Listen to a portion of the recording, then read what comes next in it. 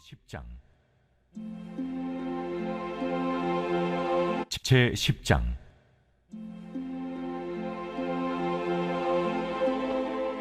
봄비가 올 때 여호와 곧 구름을 일게 하시는 여호와께 비를 구하라.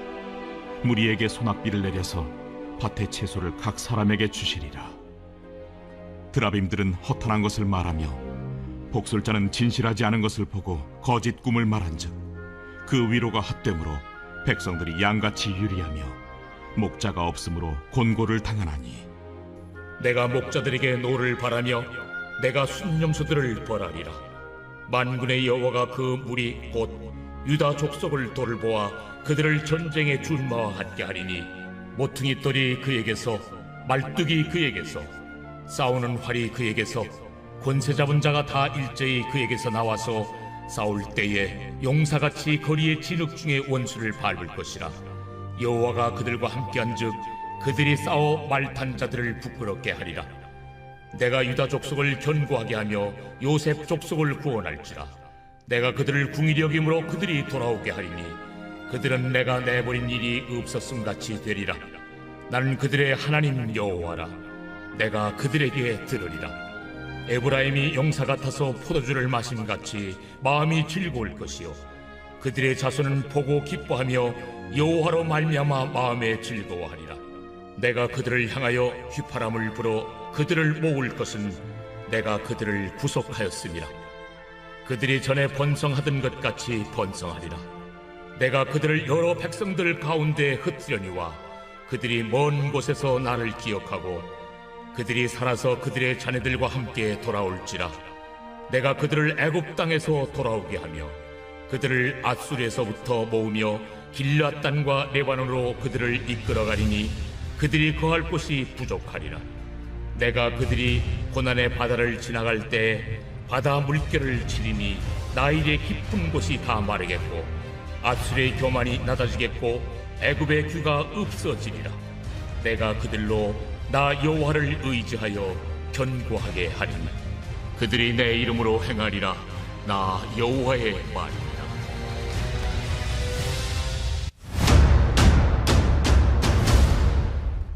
아멘. 우리 앞뒤 좌우 옆 사람이 좀 인사하겠습니다. 사랑합니다. 축복합니다. 감사합니다. 축복합니다. 예, 잘 오셨습니다. 아까 그 암송할 때 제가 잠깐 요 사무실에 들어갔다 나왔는데 그 같이 읽으셨나요? 안 읽으셨죠? 요 문화를 잘 만들어야 돼서 우리 같이 한번 읽읍시다. 이번 주 암송 구절입니다. 암송하실 때 여러분 이 가사로 너무나 많은 유명한 찬양들이 많이 나왔는데요. 여러분 이 말씀이 이번 한 주를 살게 하는 생명의 만나가 되기를 예수님의 이름으로 축원합니다. 시작. 나의 힘이신 여호와여 내가 주를 사랑하나이다. 아멘. 한 번 더요. 시작. 나의 힘이신 여호와여 내가 주를 사랑하나이다. 아멘. 시편 18편 1절 말씀입니다. 오늘 4월 넷째 주죠. 4월은 다섯째 주일까지 있어서 다음 주까지가 4월인데요. 회복 탄력성, 영어로 resilience라고 하는데 회복 탄력성과 관련해서 오늘 스가랴 큐티 본문 10장 1절부터 12절까지 함께 주의 은혜를 나누고자 합니다. 2011년도로 제가 기억을 하는데 회복 탄력성이라는 책이 나왔어요. 그 당시에 15만 부 이상 팔려가지고 아마 최근에 리커버리가 나온 걸로 제가 기억하고 있는데 연세대학교 언론심리학과 교수인 최주환 교수님이 쓰신 책입니다. 거기서 회복 탄력성이라는 것을 물리학에서는 원래 제자리로 돌아오는 힘을 말한다라고 이야기를 하는데 이 회복 탄력성이 이분의 책으로 인해서 한국 사회에 큰 반향을 일으키고 상당한 심리학적 연구가 이제 진행이 됐는데 심리학에서는 회복 탄력성을 주로 시련이나 고난을 이겨내는 힘을 회복 탄력성이라고 한다라고 이야기를 하시더라고요. 이제 본인은 회복 탄력성을 뭐라고 정의하고 싶다고 말씀하시는 거 아니? 그 책에 보면 쉽게 얘기하면 마음의 근력이다, 마음의 근육이다 이런 표현을 쓰세요. 그래서 이 마음에 큰 상처를 입은 사람들이 어떻게 자기에게 당면한 시련과 역경을 이겨낼 수 있었는지를 쭉 예시를 드십니다. 그리고 회복 탄력성과 관련된 심리학적 연구 결과를 이렇게 토대로 자신의 논리를 이렇게 쭉 증거를 하고 있습니다. 회복 탄력성을 구성하는 두 가지 능력, 이것만 아시면 그 책 하나를 읽으시는 것과 같거든요. 그분이 정의하는 회복 탄력성을 구성하는 능력, 이 발음이 회복 탄력성을 구성하는 두 가지 능력. 첫 번째는 뭐냐면 한번 기억을 한번 마음에 새겨 보세요. 이분 심리학자이시고 또 언론학자이신데 자기 조절 능력이 중요하다. 자기 조절 능력. 그럼 자기 조절 능력이 뭐냐? 내 앞에 어떠한 큰 상처나 내가 너무나도 이 멘탈이 흔들릴 만한 상황이 내 앞에 딱 직면했을 때에 나에게 부정적인 감정을 자기가 최소화 컨트롤시키고 그 다음에 긍정적인 해석 능력을 최대화시키는 것, 그것을 자기 조절 능력이다 라고 그렇게 얘기를 하더라고요. 그분이 그 책에서 어떤 예화를 드는 거니, 여러분도 한번 캐나다에, 저도 캐나다는 안 가봤지만 우리 캐나다 선교사님 후원하시니까 캐나다의 깊은 호수에 정말 이런 우리나라에선 흔히 볼 수 없는 여러 가지 침엽수들이 쫙 심겨져 있는 그 잔잔한 호수. 캐나다니까 겨울이 아니고 여름이라고 한번 상상을 해봅시다. 그리고 내가 한 돛담배 위에서 책을 한 권 가지고 그 돛담배 위에 앉아 있는 거예요. 그리고 막 솔솔 봄바람이 슉 불어오고요. 그리고 새들이 지저귀고요. 그리고 저기 먼 데에서는 들짐승들도, 사슴이나 곰들도 막 지나가요. 근데 그런 솔바람을 쭉 맞으면서 책을 이렇게 잔잔히 읽고 있는데 갑자기 뒤에서 어떤 배가 내 배를 둠 친 거예요. 그러니까 순간 자기 안에서 분노가 확 올라오는 거예요. 아니, 누가 이 고요한 나의 이 시간을 방해하는 거야 하면서 뒤를 돌아봐서 그 부딪힌 배를 쳐다보니까 세상에 배가 내 배와 부딪힌 것은 맞는데 그 배가 누구도 타지 않은 배였던 거예요. 그래서 바람에 이끌려서 내 배랑 부딪힌 거지 누군가가 나의 고요한 나만의 시간을 방해하고자 부딪힌 게 아니라는 것을 발견한 겁니다. 그 배가 부딪히는 순간 너무나도 속상하고 화가 나가지고 얼굴을 찡그리면서 누구야 내 시간을 방해하는 사람이 하고 확 돌아봤을 때 그 순간에 분노가 올랐는데 확인해 보니까 팩트는 뭐였습니까? 아무도 내 시간을 방해한 것이 아니라 나에게 자연의 그 휴식을 만끽해 줬던 봄바람이 그 배를 잔잔하게 떠내려가게 해서 내 배와 부딪힌 거죠. 여기에서 우리가 뭘 알 수 있냐? 그 교수님의 말에 의하면 어떤 상황이 내 형편과 내 삶 가운데 직면했을 때에 그 상황이 누군가 나를 방해하거나 나를 험담하거나 또 나를 왜곡하게 하려고 했었다라는 전제 아래서 우리가 모든 것을 남에게 전가시키고자 하는 그런 사실관계를 충분하게 조사해 보지 않고 자기 스스로 분노를 일으키는 습관이 얼마나 습관화되어 있는가, 그런 부분들을 한 번쯤 생각해 봐야 된다, 이제 그런 얘기도 하세요. 그런가 하면 회복 탄력성을 구성하는 능력의 두 번째는요, 대인관계 능력이라고 이야기를 합니다. 다른 말로 얘기하면 사람들과 함께 할 수 있는 능력인 거죠. 그러니까 첫 번째 회복 탄력성을 증가시키고 구성할 수 있는 것은 자기 감정의 그 컨트롤인데, 두 번째는 사람과 사람 관계에서 나에게 있는 어떤 능력이나 컨트롤을 이야기한다라는 거죠. 구체적으로 이분이 상당히 강조하는 게 뭐냐면 소통력을 상당히 강조하세요. 그래서 사람과 대화를 할 때 그 사람의 이야기를 듣고 중요한 것이 뭐냐? 나의 표정이 그 사람의 대화의 내용에 맞춰서 내 표정이 바뀌게 되는 것. 그 사람이야말로 가장 소통 능력이 뛰어난 사람이다. 이제 그렇게 이야기를 한다라는 거죠. 상대방이 나에게 자기가 상처받은 이야기를 하는 거예요.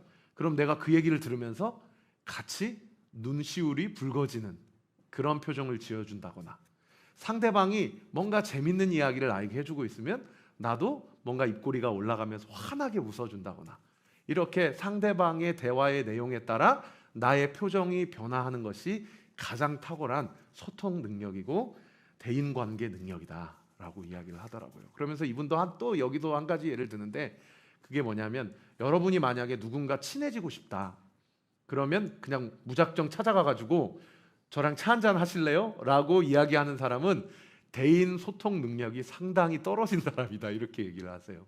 그럼 어떻게 해야 되냐? 그분이 말씀하시는 거는 뭐라고 얘기하는 거 아니? 오늘 점심 식사 뭐 드셨어요? 라고 하면서 조금 더 구체적인 커뮤니케이션을 하면은 그 사람이 저 오늘 중국 중식 먹었습니다. 저 뭐 일식 먹었습니다. 뭐 요즘에 취미로 뭘 하세요? 라고 하면서 저랑 차 한잔 하실래요? 하면서 훅 들어가는 것보다 훨씬 더 대인 관계 능력이 탁월한 사람의 한 가지 예다라고 그런 이야기를 하시더라고요. 여러분, 제가 오늘 설교를 시작하면서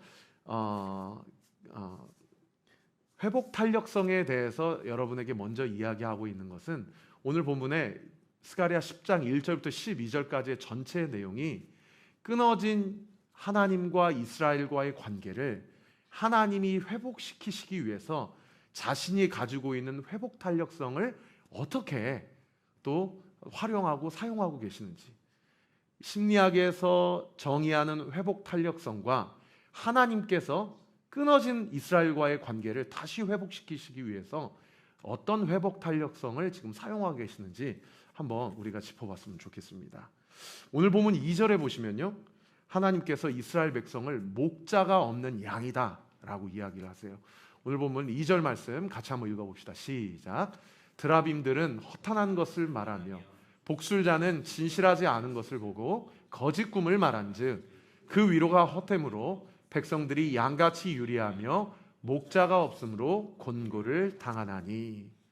여러분, 여기 백성들이 양같이 유리하여 목자가 없으므로 곤고를 당한다. 하나님과 이스라엘 백성의 끊어진 관계를 하나님께서 메타포, 은유를 통해서 뭐라고 설명을 하시는 거 아니? 목자가 없는 양이다 라고 이야기를 한다고요. 제가 어저께 뉴스에 보니까 입양을 하시는 분들을 조사를 하셨더라고요. 자그마치 30%가 넘는 사람들이 양부모에게 어떤 심리적 혹은 육체적 폭력을 당한 경험이 있다라는 그런 연구 결과가 있다 하더라고요. 저는 사실 제가 제 혜원이 다음이를 키우면서 저도 사실 훈육적으로 되게 많은 정말 미성숙함을 많이 느끼는 것 같아요. 제가 머리로는 알아요. 우리 애들에게 내 감정으로 아이들을 훈육하면 안 된다라는 것을. 근데 제가 어느새 제 훈육에 제 감정이 들어가더라고요.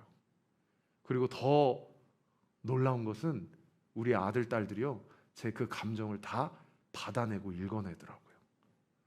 그래서 훈계하거나 훈육이 분명히 필요하거든요. 성경도 자식에게 잠언 말씀에 뭐라고 얘기합니까? 사랑하는 자녀들에게 매를 아끼지 말라. 사랑한다면 때려라 라고 이야기하지 않습니까? 근데 그게 감정 풀이를 하라는 말씀은 아니죠. 훈육이 필요하죠. 그런데 문제는 뭡니까? 그 훈육에 개인적 감정이 들어간다는 거예요. 개인적 감정이. 그리고 그 감정을 받아내는 자식들이 그 감정을 오롯이 다 받아낸다고, 읽어낸다라는 것입니다. 그래서 그 오은영 박사 그런 얘기를 하더라고요. 문제 있는 자녀는 없다. 문제 있는 부모만 있을 뿐이다. 이런 얘기를 하더라고요. 여러분, 이스라엘 백성과 하나님의 관계가 끊어졌어요. 그러면 세상 사람들이 이야기하는 양육론 혹은 심리론, 심리학 이런 거에 의하면 이스라엘 백성의 하나님의 문제 때문에 하나님과 이스라엘 백성이 그 관계가 끊어진 겁니까? 철저히 성경이 뭐라고 이야기해요? 이스라엘 백성의 죄악과 우상 숭배 때문에 하나님과의 관계가 깨어졌다라고 이야기를 하죠. 그러면 이 관계가 회복되기 위해서는 누구의 열심과 노력이 필요합니까? 피해자가 누구예요? 하나님이시잖아요. 그죠? 그럼 가해자의 적극적인 태도의 변화가 필요하죠. 이번에도 독일에서 폴란드에게 다시 한번 사과를 했더라고요. 세계 2차 전쟁에서 일어났던 그 정말 반인륜적인 행위에 대해서 우리는 다시 한번 사죄한다. 그리고 그 사죄는 우리 대대손손 피해자들이 충분한 사과로 받아들이고 인정될 때까지 계속될 것이다. 이렇게 인터뷰를 하셨더라고요. 여러분, 일본과 우리와의 관계 어떻습니까? 참 많은 것들을 또 이야기할 수 있는 그런 부분이죠. 근데 오늘 본문에 보면 목자 없는 양과 같다라고 그렇게 관계가 깨어진 하나님과 이스라엘 관계에 대해서 하나님이 하나님의 열심으로 그 관계를 회복시키고자 그렇게 또 어프로치를 하고 있다라는 거예요. 여러분, 이것이 우리에게 은혜입니다. 할렐루야.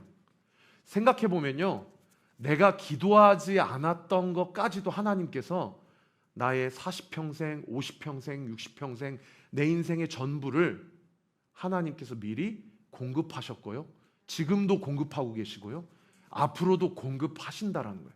믿으시면 아멘. 그 부모의 마음, 그 아버지 하나님의 마음을 알아간다면 여러분, 우리의 신앙의 지경과 그분과 나와의 관계의 깊이가 얼마나 깊어지겠냐라는 거예요. 그분이 나의 범죄함으로 인하여 철저한 피해자가 되셨고, 그러나 피해자인 그분께서 자신의 하나밖에 없는 독생자 예수 그리스도를 우리를 위해 내어주심으로 우리와 하나님과의 막힌 그 담, 그 성소와 지성소를 딱 하고 막고 있는 그 휘장을 그분의 열심과 그분의 은혜로 철저히 위에서부터 아래까지 찢으셨다라는 것이 이번 한 주를 살아가야 될 우리에게 얼마나 큰 위로와 격려와 소망이 되냐 이 말입니다. 사랑하는 성도 여러분, 나의 열심으로 살아가는 이번 한 주의 삶이 아니고 이번 한 주도 하나님의 열심이 나를 지키시고 보호하신다라는 그 믿음을 가지고 우리가 할 수 있는 것은요, 하나님 앞에 마음을 낮추는 것이라고 저는 믿습니다. 하나님의 음성을 듣고 하나님이 날 위해 모든 것을 지금까지도 준비하셨듯이 앞으로도 내 필요를 공급하시고 채우실 것이라는 믿음을 가지고 이번 한 주를 살아가는 우리 사랑하는 온리처치 모든 성도님들 되시기를 우리 구주 예수 그리스도의 이름으로 축원합니다. 자, 이렇게 깨어진 관계에 있어서 하나님이 어떤 솔루션을 지금 제시하고 있습니까? 1절 말씀 우리 같이 한번 읽어보겠습니다. 시작. 봄비가 올 때에 여호와 곧 구름을 알게 하시는 여호와께 비를 구하라. 무리에게 소낙비를 내려서 밭의 채소를 각 사람에게 주시리라. 자, 여기 1절 말씀 계속 띄워주시고요. 뭐가 올 때예요?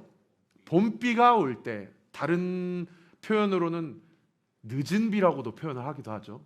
보통 이스라엘은 우리랑 반대거든요. 우리는 봄에 씨를 뿌려서 가을에 거두잖아요. 이스라엘은 반대예요. 가을에 씨를 뿌려요. 그래서 이른 비가 즉 가을비예요. 그리고 봄에 추수를 합니다. 그러니까 봄비가 늦은 비죠. 근데 봄비가 아직 안 왔어요. 우리가 농부라고 생각을 하면 채소를 씨앗을 뿌리고 거기에 물을 주고 또 거름을 주고, 또 저희 아버지가 농부잖아요. 전주에 가니까 저희 아버님이 그런 얘기를 하시더라고요.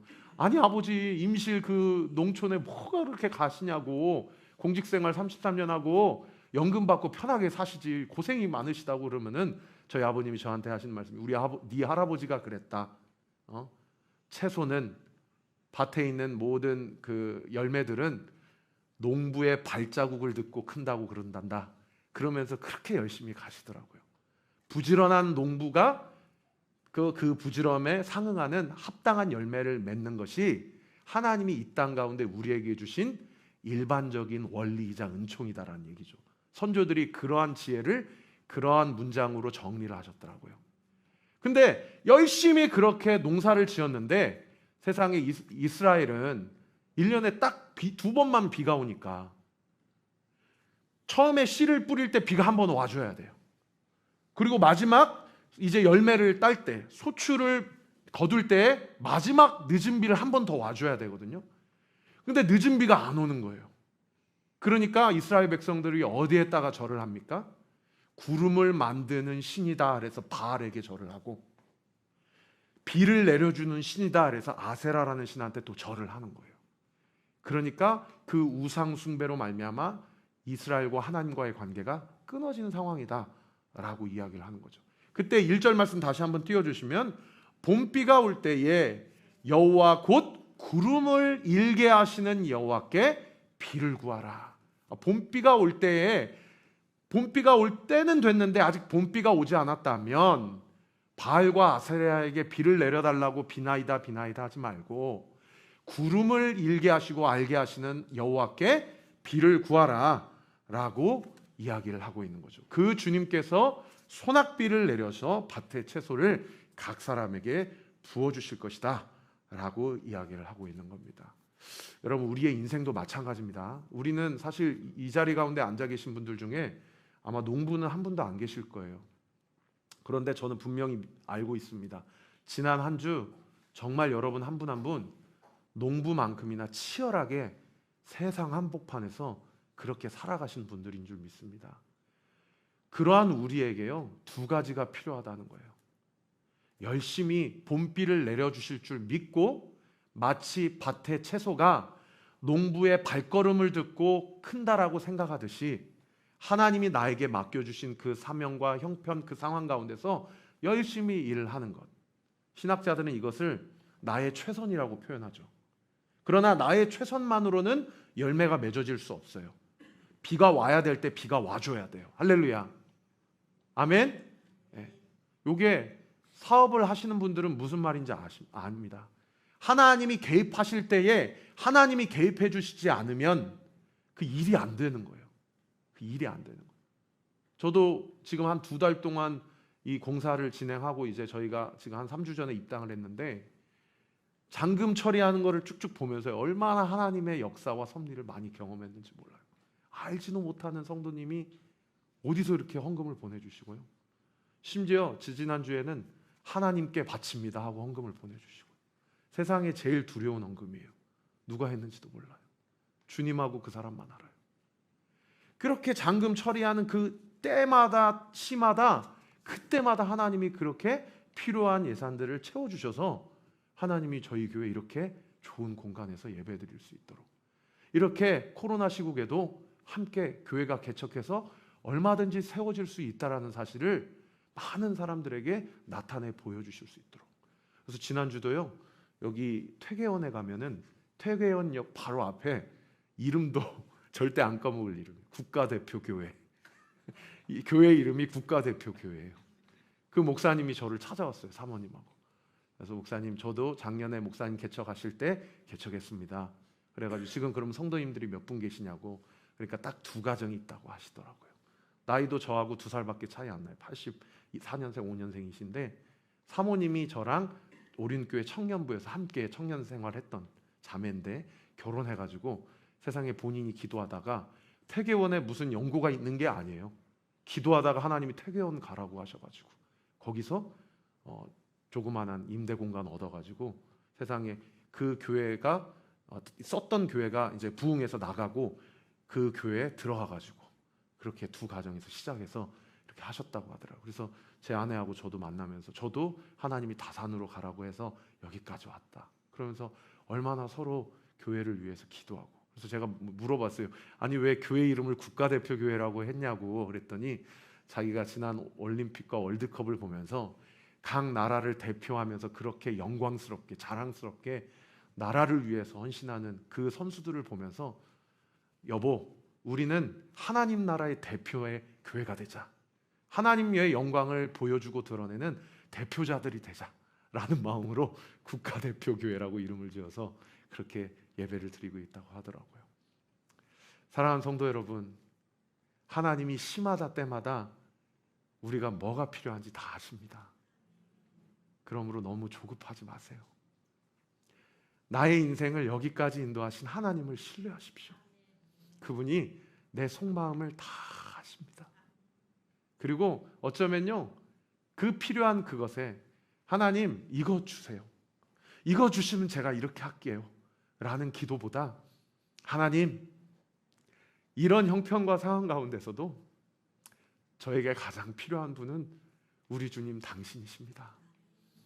주님이 나에게 필요합니다 라는 고백을 주님 앞에 드릴 때 지혜의 왕 되신 예수님을 구함으로 솔로몬에게 지혜만 주신 것이 아니라 모든 것을 다 주셨던 우리 주님께서 우리 사랑하는 성도들의 필요를 시마다 때마다 정확하게 채우시고 우리의 길을 시온의 대로로 열어주실 줄 믿으시기를 우리 구주 예수 그리스도의 이름으로 축원합니다.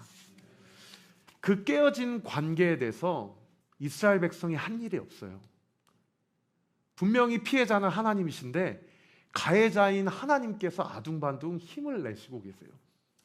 그 본문이 3절에 기록되어 있는데 우리 3절 말씀 같이 한번 읽어봅시다. 시작.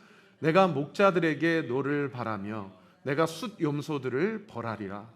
만군의 여호와가 그 무리 곧 유다 족속을 돌보아 그들을 전쟁의 준마와 같게 하리니. 여기 계속 띄워주시고요. 내가 누구들에게 노를 바란다고 돼 있어요? 목자들에게. 아까 이스라엘은 뭐가 없는 양이라고 그랬어요? 목자가 없는 양이랬어요. 목자가 있는데 노를 바란다는 얘기는 이스라엘 백성이 원래 목자가 있었는데 목자가 목자로서의 기능과 역할을 못했던 것이었구나. 그러므로 하나님과 이스라엘 관계가 깨어진 것은 결국 목자가 목자답지 못했고 목자에게 주어진 그 사명과 그 책임을 다하지 못했다라는 것을 알 수 있는 것이죠. 그 다음 구절에 보시면 내가 누구들을 벌하리라고 돼 있어요? 숫 염소들을 벌하리라. 아까 그 3절 말씀. 그래서 많은 그 학자들은 목자를 이스라엘과 예루살렘을 다스리도록 하나님이 세우신 이스라엘의 지도자라고 그렇게 해석을 하고요. 숫 염소는 이사야와 예레미야와 스가랴서에 전통적으로 이방 나라의 리더들, 이방 나라의 왕들을 상징하는 그런 메타포입니다. 목자들은 이스라엘 리더십들을 하나님이 심판하시겠다고 이야기하시는 거고, 숫 염소들은 이방 나라의 리더들을 하나님께서 심판하시겠다라고 이야기를 하고 있는 것이죠. 하나님과 이스라엘 백성의 깨어진 관계를 잘 해야 될 리더십들이 다 사리사욕으로 자신의 욕심과 탐욕을 채우고자 그 권위와 그 역할을 잘 감당하지 못한 채 하나님께로 잘 인도하지 못했을 때 하나님께서 세워진 모든 권위들과 모든 리더십들을 심판하시고 친히 하나님께서 이스라엘 백성을 다스리시는 진정한 왕이 되어주겠다. 할렐루야. 왕을 보내주시겠다. 할렐루야. 그래서 어제 본문 스가랴 9장에 그 왕이 예루살렘 입성할 때 뭘 타고 입성하게 될 것이라고 예언했어요? 어린 나귀를 타고 입성하게 될 것이다. 그래서 스가랴서는 장차 인간이 하나님 나라의 백성으로서 하나님 나라를 다스리는 왕을 이스라엘 왕으로 이렇게 모델하우스로 이렇게 세워주셨는데 다 실패해버린 거예요. 다윗도 실패하고 솔로몬도 실패하고 다 실패했어요. 39명의 북이스라엘 남유다 왕들이. 그런데 예수 그리스도를 통해서 하나님이 보내신 이 왕은 결코 실패하지 않으실 왕. 아니, 실패하지 않는 정도가 아니라 인간과 하나님과의 깨어진 관계를 완전히 회복시켜 주실 수 있는 유일한 왕, 예수 그리스도를 우리에게 보내주시겠다라고 이야기하고 있는 그런 본문인 것이죠. 그 하나님께서 오늘 5절 말씀 한번 떼어주세요. 어떻게 하신다고 이야기합니까? 같이 읽습니다. 시작. 싸울 때 용사같이 거리의 진흙 중에 원수를 밟을 것이라. 여호와가 그들과 함께 한즉 그들이 싸워 말탄 자들을 부끄럽게 하리라. 자, 이 5절 말씀 보시면 가장 중요한 구절이 어디일까요? 가장 중요한 구절 따라합시다. 여호와가 그들과 함께 한즉. 네. 여러분, 영적 전쟁에서 승리할 수 있는 유일한 조건은요, 내가 하나님 편에 서는 것입니다. 할렐루야. 왜요? 하나님은, 예수님은 백전백승이시기 때문이에요. 믿으시면 아멘. 요즘 예수님 편에 서 계십니까? 목사님, 예수님 편에 서 있는 것은 어떤 것입니까? 예수님 편에 서 있는 것은요, 예수님의 말씀을 청종하는 거예요. 듣고 순종하는 것, 그것이 예수님 편에 서는 것입니다. 예수님 편에 섰을 때에 예수님께서 나의 모든 죄과를 십자가에서 다 해결하셨고, 할렐루야, 하나님과의 나와의 끊어진 관계를 회복시키신다라는 것을 믿고 이번 한 주도 말씀 붙잡고 승리하는 우리 사랑하는 성도님들 되시기를 예수님의 이름으로 축원합니다. 자, 6절부터 12절까지를 한번 쭉 읽을 때 여기 제가 하이라이트를 쳐달라고 부탁을 드렸는데 우리 재윤 형제 하이라이트를 치긴 했는데 잘 안 보이는데 여기 보시면 내가 내가, 나는 이런 게 살짝 파란색으로 더 되어 있는 거 보이시나요? 이게 하이라이트인데 제가 6절부터 12절까지 한번 쭉 띄워주시고 같이 한번 읽고 말씀을 마무리하도록 하겠습니다. 같이 읽습니다. 시작. 내가 유다 족속을 견고하게 하며 유다 족속을 구원할지라. 내가 그들을 긍휼히 여김으로 그들이 돌아오게 하리니 그들은 내가 내버린 일이 없었음 같이 되리라. 나는 그들의 하나님 여호와라. 내가 그들에게서 들으리라. 에브라임이 용사 같아서 포도주를 마심같이 마음이 즐거울 것이요 그들의 자손은 보고 기뻐하며 여호와로 말미암아 마음에 즐거워하리라. 내가 그들을 향하여 휘파람을 불어 그들을 모을 것은 내가 그들을 구속하였습니다. 그들이 전에 번성하던 것 같이 번성하리라. 내가 그들을 여러 백성들 가운데서 흩으려니와 그들이 먼 곳에서 나를 기억하고 그들이 살아서 그들의 자녀들과 함께 돌아올지라.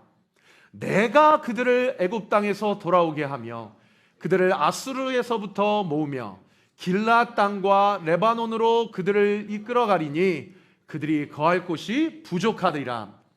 내가 그들이 고난의 바다를 지나갈 때에 바다 물결을 치리니 나일의 깊은 곳이 다 마르겠고 아수르의 교만이 낮아지겠고 애굽의 규가 없어지리라. 마지막 구절 시작. 내가 그들로 나 여호와를 의지하여 견고하게 하리니 그들이 내 이름으로 행하리라. 나 여호와의 말이니라.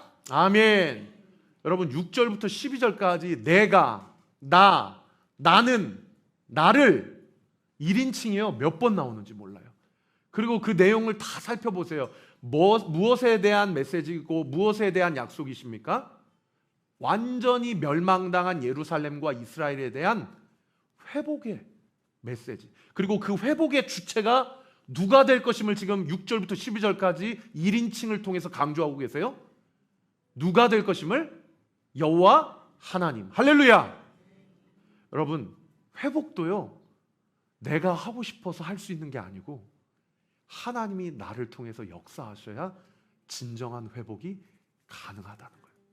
그리고 오늘 말씀이 야 네가 하려고 하지 마라. 내가 한다. 네가 하려고 하지 마라. 내가 한다. 그렇게 말씀하고 있어요. 구절마다 내가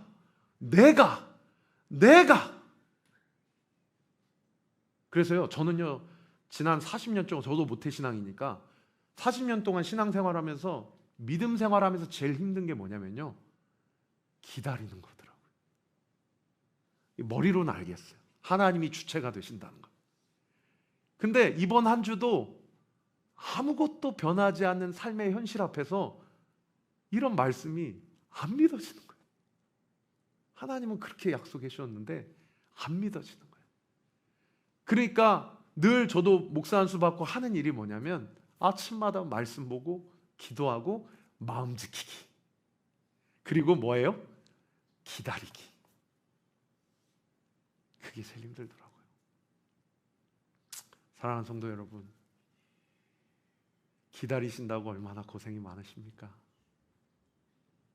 오늘 말씀을 정리하면서 회복 탄력성이라는 책을 다시 한번 제가 언급하고 말씀을 정리해 보고자 합니다. 이 회복 탄력성에서 이 책을 마무리하면서요 결국 회복 탄력성을 잘 갖추는 삶을 살기 위해서 이 김주환 교수님이 두 가지 솔루션을 제안해요. 저는 그 말씀 노트에 회복 탄력성을 잘 누리기 위한 6적인 솔루션이라고 제가 거기다가 썼는데 거기다 한번 써보실 수 있으면 써보세요. 회복 탄력성 향상을 위한 두 가지 구체적인 습관을 우리나라 최고의 심리학자가 뭐라고 제안하냐면 첫 번째, 하루 24시간의 자기의 삶 가운데 규칙적인 운동을 하라. 네, 규칙적 운동을 하라. 그게 10분이든 30분이든 1시간이든 네, 그 시간만 되면 뭐 나가서 뛰든 아니면 걷고 오든 아니면 피트니스 클럽을 가든 규칙적 운동을 하라. 몸을 움직이라는 거죠. 그다음 두 번째 구체적 습관은 뭐냐면 저는 여기서 깜짝 놀랐어요. 이분이 교회를 다니신지 안 다니시는지는 모르겠지만 날마다 하루를 마감하면서 감사 일기를 작성하라. 그렇게 이 심리학자가 제안을 하더라고요. 그러면서 그 책 보시면은 감사가 우리의 이 심리와 생각을 어떻게 변화시키는지 대한 구체적인 삶의 예시를 이야기하고 있어요. 저는 여기에 덧붙여서 오늘 이 말씀에 근거해서 회복 탄력성을 높이기 위한 구체적인 두 가지 영적 솔루션을 여러분과 나누고 말씀을 마무리하고자 합니다. 첫 번째는요, 한번 적어보실 수 있으면 적어보세요. 나를 향한 하나님의 열심을 믿기. 여러분 아멘이세요? 네. 나를 향한 하나님이 잠자고 계시는 분이 아니라 일하고 계시는 분이라는 사실을 믿는 것입니다. 아멘? 네. 그리고 두 번째는 뭐예요? 우리 같이 한번 따라해 봅시다. 하나님께서 일하시니. 따라하세요. 믿음으로 따라하세요. 하나님께서 일하시니. 여러분 이거 믿으세요? 하나님이 나를 위해 일하고 계신다. 아멘? 그러니 요한복음 5장 17절 집에 가서 찾아보세요. 예수님이 뭐라고 얘기했는 거 아니? 하나님께서 일하시니 나도 일한다 라고 이야기하셨어요. 아버지께서 일하시니 나도 일하신다 라고 이야기를 하고 있죠. 여러분 내가 일하는 건 뭐예요? 제가 오늘 말씀을 정리하면서 내가 일하는 건 뭡니까? 말씀을 듣고 기다리는 거예요. 기다리는 거예요. 그 기도가 응답되기까지 기다리는 거예요. 그러면 이런 질문을 하실 수 있잖아요. 목사님 그러면 기다리기만 하면 됩니까? 그럼 출근도 안 하고 퇴근도 안 하고 그냥 집에서 그냥 기다리기만 하면 됩니까? 기도하고? 예수님이 뭐라고 얘기하셨어요? 하나님이 일하시니 나도 일한다. 사랑하는 성도 여러분, 내일 지구가 멸망하더라도 오늘 나는 나에게 주어진 사과를 따겠다 라는 말처럼 기도하고 기다리면서 이번 한 주 여러분이 하실 일들을 하십시오. 그렇게 믿음 가운데 그 삶을 살아낼 때에 하나님의 놀라운 역사와 섭리가 여러분의 삶을 통해서 이루어지고 확증되기를 우리 구주 예수 그리스도의 이름으로 축원합니다. 어제 우리 여기 앞에 앉아 계신 정한수 집사님이 밥을 한번 사주고 싶다고 그래서 제 아내랑 이렇게 밥을 샀는데 아마 이런 얘기하면 되게 싫어하실 텐데 제가 집사님하고 교제하면서 마음에 정말 많은 하나님의 음성으로 들었던 게 뭐였냐면요, 목사님 이번 한 주 전도하다가 한 명 전도 못하면 그거 정말 목사님 책임이에요. 한 주에 한 명씩 전도하고 생각하시고 전도를 하셔야 됩니다. 그러면서 하시는 말씀이 저도 이번 한 주 열심히 사업하겠습니다. 하나님이 주어진 일을 잘 감당하겠습니다. 사랑하는 성도 여러분, 저도 하나님이 저에게 주어진 사명을 감당하는 한 주를 살겠습니다. 여러분도 하나님이 여러분을 보내신 그 현장에서 하나님이 여러분에게 시키시는 그 일을 충성되게 감당하는 우리 사랑하는 온리교회 모든 성도들 되시기를 예수님의 이름으로 축원합니다.